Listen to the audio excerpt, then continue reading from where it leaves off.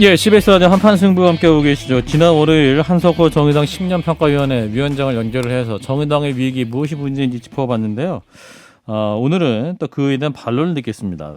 정의당 비례대표 의원들의 총사퇴 공고를 위한 당원 총투표를 제안한 분이세요. 정호진 전 정의당 수석 대변인을 연결하겠습니다. 대변인님 안녕하십니까? 네, 안녕하세요. 정호진입니다. 예, 자 일단은 그 정의당 비례대표 총 사퇴를 주장을 하셨습니다. 이제 많이 네. 말씀하셨겠습니다만 간단히 어떤 이유로 그런 총 사퇴를 주장하시는지 말씀해 주실까요? 현재 정의당은 부정할 수 없는 위기입니다. 물론 이 위기가 모든 원인이 비례대표 국회의원에게만 있다고 생각하지는 않습니다. 예. 그리고 그동안 당에 대한 노고도 분명히 있습니다. 하지만 당 대표당과 함께 당의 주요한 의사를 결정을 했고요. 사실상 지도부입니다. 어찌 보면 국회의원 발언과 역할이 당대표보다 크면 컸지 적지 않았다는 점은 이제 부인할 수 없는데요. 예. 국민들에게 있어서 그렇다 보니 정의당 비례대표 국회의원들의 말과 행동이 정의당 정체성이자 당론이자 이미지로도 비춰졌습니다. 예. 지방선거 직후에 이제 당대표단 즉각적으로 사퇴를 했는데요. 사실 제가 비례대표 사퇴 공고 당원 총투표를 발의하기 이전에 지방선거 직후부터 우리 시도당 위원장 연석회의, 지역위원장 연석회의 등에서 비례대표 사퇴에 대한 요구가 있었습니다. 그리고 심지어 당원분께서는 현재까지 1위 하시는 분들도 있었고요. 예. 좀 존재하고 있는 이런 흐름이 있는데 아쉽게도 책임 있는 답변과 행동이 없었습니다. 비례대표 의원들이 구체적으로 어떤 결정을 내린 것, 어떤 정치적 행동을 한 게 문제가 되나요? 아니요. 그에 대한 어떤 답이나 행동이 좀 없었고요. 당 같은 경우는 밑바닥부터 다시 바꾸자, 쇄신하자 이런 얘기가 있었고 비대위가 구성됐지만 마치 아무 일 없는 듯이 좀 일상으로 들어간 것 같습니다. 그래서 제가 말씀드리는 거는 당에 있어서 쇄신의 영역이 있을 수 없다, 성역이 있을 수 없다고 보고요. 모든 것을 좀 다시 다 내려놓고 정의당 다시 시작하자. 그리고 정책 책임을 함께 지자. 그런 좀 강력한 당의 쇄신의 의지를 국민들께 좀 보여주자. 그것이 정의당을 좀 살릴 수 있는 결단이라고 봤고요. 당을 위한 쇄신, 고육책으로 제안을 한 것입니다. 국민들이 말이죠. 국민들이 원하는 건 정의당이 지금 뭘 잘못했는지를 알고 그 잘못을 한 사람들을 구체적으로 거명하고 그 사람들에게 책임을 묻고 그다음에 그 일을 반복하지 않기 위해서 어떤 시스템을 개혁하고 이걸 바라지 포괄적으로 비례대표 니들이 문제다. 너희들 지도부니까 이렇게 얘기를 해가지고는 이거 무슨 뭡니까 희생양 제의도 아니고 이게 뭔지 모르겠거든요. 진중권 작가님께서는 그렇게 생각하시는 것 같은데요. 앞서도 말씀드렸듯이 이미 당의 시도당 위원장 연석회의, 지역위원장 연석회의, 각급 주요한 회의에서도 이런 요구가 있었습니다. 그런 사람 몇몇 사람이 그런 관련된 부분에 있어서는 여러 가지 관례가 있다고 보고요. 진중권 작가님께서 말씀하듯이 정의당에 무엇이 문제였는지 앞으로 뭘 바로 잡아나갈 것인지 이런 부분에 대한 논의 당연히 있어야 됩니다. 쇄신의 방향이 한 가지가 있을 수가 없고요. 그 쇄신이 선으로 따지는 문제가 아니라 같이 풀어가야 되는 부분이라고 저는 말씀드리고 싶습니다. 국민들은 한 가지 더 말씀드리고 싶은 건요. 지난번에 한석호 비대위원께서 나오셔가지고 이 당원들 총투표와 관련된 부분에 있어서 비대위는 총투표를 상정하고 있지 않다. 심지어 비대위 자다가 남다리 긁는다. 무슨 의도인지 모르겠다. 핵심을 흐트린다. 참 재미없다. 이런 식의 발언을 하셨는데요. 이거 대단히 위험하고 적절하지 않은 발언입니다. 네, 대변인님.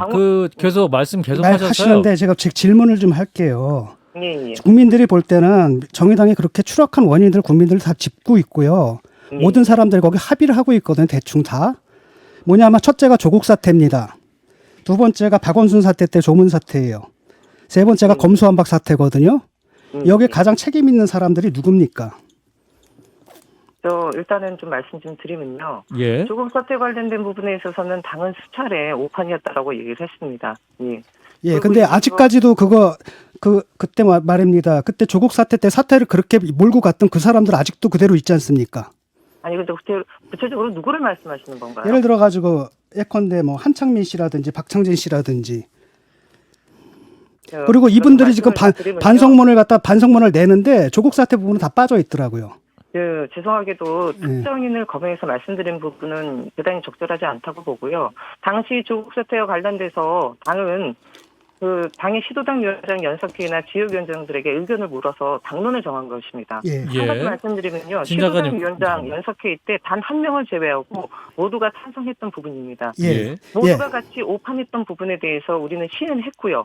잘못을 인정했습니다. 근데 지금 특정인을 거명해서 말씀하시는 거는 제가 보기에는 제가 지금 비례대표 사퇴 권고 당원 총투표 발의를 대표 발의한 사람으로서 제가 굳이 대답할 그 질문이 아닌 것 같은데요. 이제 제가 지금 질문하는 게 바로 그겁니다. 자, 한 명 빼놓고 나머지 모든 곳에서 찬성하지 않았습니까? 그런데 지금 비례대표 총사퇴하라고 지금 뭡니까? 그 주장하는 그분들이 또 그분들이잖아요. 아니요, 진중권 작가님 이렇게 말씀하시는 건 대단히 불쾌한데요. 저는 일단은 특정인을 비례대표 후순위로 넣기 위해서 이 일을 한 것이 아닙니다. 예. 그리고 진중권 작가님께서는 지난번에 안티 페미니즘 세력들이 그렇게 한다라고 말씀을 하셨는데요. 대단히 불쾌합니다.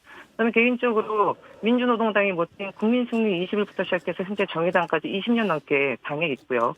특히나 저도 주요한 당직을 맡았던 당사자입니다. 예. 단 한 번도 안티 페미니스트라는 얘기를 들어본 적이 없어요. 그런 식으로 쉽게 낙인 찍고 갈라치는 알겠습니다. 두 분은 이제 여기까지 하고요. 제가 질문하겠습니다. 지금부터는. 예. 대변인님, 그래서 이제 지난 월요일에 정의당 10년 평가위원회 한석호 위원장이 일기 정의당의 실패는 심상정 노선의 실패고 심상정 노선은 민주당 의존 노선이었다라고 평가를 내리지 않았습니까? 어떤 점에서 그러면 대변인께서는 의견을 달리하시는 건가요? 저는 대단히 극단적이고 편협하고 당의 10년을 심각하게 평가절하하는 모욕이라는 생각이 들었습니다. 모욕이다? 남의 집 가서 또꼼을 달라는 정의당 이런 식의 표현까지 했는데요. 정확하게 말씀드리면 지난 10년간 정의당은 심상정 노선만 있었던 게 아닙니다. 고 노회찬 대표님도 계셨고요. 천순 대표, 이정미 대표 등도 있었습니다. 통진당 사태 이후에 정말 세간살이하는 없이 맨몸으로 나와서 한때 18% 지지를 받기도 했습니다. 수많은 당원들의 땀과 눈물과 노력이 있는 이 역사인데요. 지금 정의당이 위기 상황이라고 해서 그 역사를 그냥 민주당 이중대로 손쉽게 규정하는 민주당 의존적인 역사였다고 규정하는 것은 저는 저로서는 용납이 되지 않습니다. 그게 가장 큰 문제입니다. 그러니까 모든 국민들은 뭐라고 생각하냐면 정의당이 자기의 색깔을 잃어버리고 민주당 이중대 노릇을 하다가 망했다라고 판단하시는데 지금 평가 자체가 다른 거잖아요. 예, 그럼 이제 대변인께서는 뭐가 문제였습니까? 그 대변인이 보시기에는 그러면 어떠한 노선 외에 그러면 어떤 문제가 핵심적으로 정의당의 어려움의 위기의 원인이었을까요? 정의당 위기는 한 가지 이유만은 아니죠. 되게 종합적이고 되게 중증적인 부분이기도 합니다. 정체성에 대한 논란이야 이미 다 아는 부분이고요. 리더십도 붕괴됐습니다. 정책도 사실 실종됐고 지역 조직도 대단히 허약하게 된 부분이 있습니다. 하지만 사실 되짚어봤을 때 앞서도 말씀드렸지만 정의당 창당 초중반 시기까지는 기존에 있었던 분들 리더십을 발휘했기 때문에 당이 성장했던 부분도 분명히 있습니다. 김종철 전 대표 사퇴 이후에 당 리더십이 심하게 흔들렸고요. 지난 총선의 비례 경선에서 포스트심을 이끌 수 있는 당내 젊은 리더들 모두 나가 떨어져 있는 상태였습니다. 이런 부분들이 중층적으로 다 같이 있었다는 부분을 인정을 해야 되고요. 비단 민주당 이중대와 관련된 부분만 가지고 콕 집어서 얘기하는 것은 저는 대단히 좀 균형 잡힌 시각이 아니라고 봅니다. 그러면 지금 비례대표 1번부터 5번까지 다 사퇴를 하시고 6번부터 10번을 보면 신장식, 배복주, 박창진, 이자스민, 양경규 이분들로 이제 만약에 총사퇴를 하게 되면 바뀌게 되는데 아까 이제 진 작가님 말씀은 이분들도 정의당의 어떤 어려움에 큰 책임 있는 분들도 많이 있는데 이렇게 이제 바뀌는 게 맞느냐 이런 말씀도 하시는 것 같아요. 그 비례대표 사퇴 권고 총투표를 받으려 했고요. 정확히 사퇴 권고입니다. 최종적인 몫은 우리 비례대표 국회의원들에게 자치적 결단으로 남겨놓은 문제인 거고요. 후순위 후보분들에 대한 호불호가 있을 수는 있습니다. 그런데 그 부분에 대한 것들까지 제가 일일이 평가하고 검증하는 것은 적절하지 않은 부분인 것 같고요.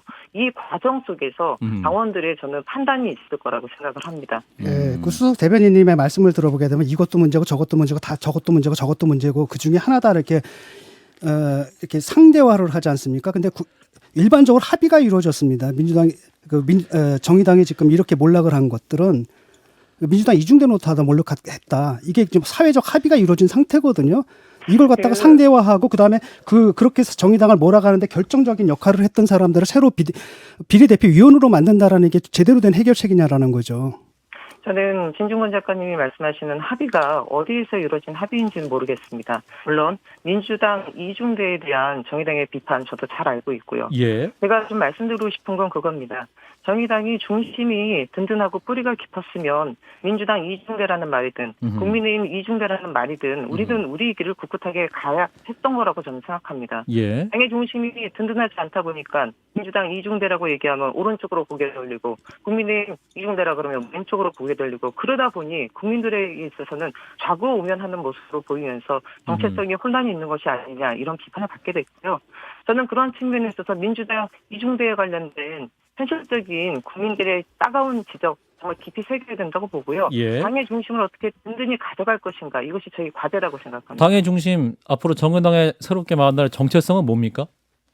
정의당 창당 때부터 땀 흘려 일하는 모든 시민을 위한 당이었습니다. 노동자의 당이었고요. 비정규직의 당이었고요. 예. 여성의 당이기도 했고 노민의 당이기도 했습니다.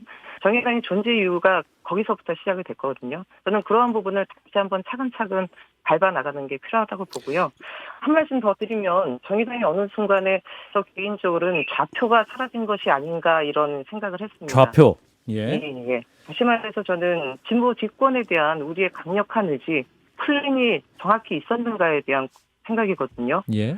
정의당 몇 명의 국회의원들을 만들기 위해서 존재한 당이 아닙니다. 진보 집권을 위해서 만든 정당이거든요. 예. 진보 집권을 위해서 그럼 우리는 무엇을 할 것인지 구체적인 플랜을 가지고 우리가 그거에 맞게끔 당의 전략과 계획들을 밟아나가고 앞서 말씀드렸던 우리가 존재하는 이유인 땀 흘려 일하는 그 많은 시민들을 어떻게 대변할 것인지를 중심적으로 고민했었으면 지금의 이 상황이 되지 않았을까 싶은 생각도 듭니다. 그게 바로 민주당 이중대가 됐다는 비판의 핵심입니다.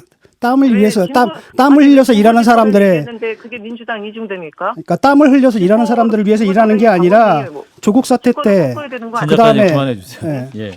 자, 진중권 작가님께서는 모든 거를 다 조국 사태 민주당 이중대로 몰아가는데요. 그 큰 자체가 스스로 정의당이 위기를 극복하는 부분에 발목을 잡고 있다고 생각합니다. 이것은 정의당이 공식적으로 인정했던 것이기도 합니다. 조국 사태에 대한 공식적인 반성들도 있었고, 근데 이제는 그게 사회적 합의가 아니다라고 얘기를 하고 여러 가지 문제점 중에 하나라고만 상대화하는 거지. 그게 문제죠. 네. 알겠습니다. 마무리하겠는데요. 대변인님 마지막 한 질문만 더 드리겠습니다.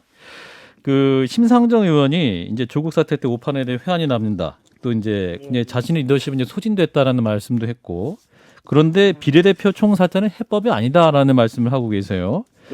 이것은 어떤 한석호 위원장의 진단과는 큰 틀에서 좀 같은 맥락인 것 같은데, 그러면 대변인께서는 어떻게 보십니까? 이러한 진단과 어떤 원인에 대한 분석도 다른 상황에서 지금 합의가 정의당 내에서 앞으로 갈 방향, 합의 어떻게 만들어질 수 있을까요?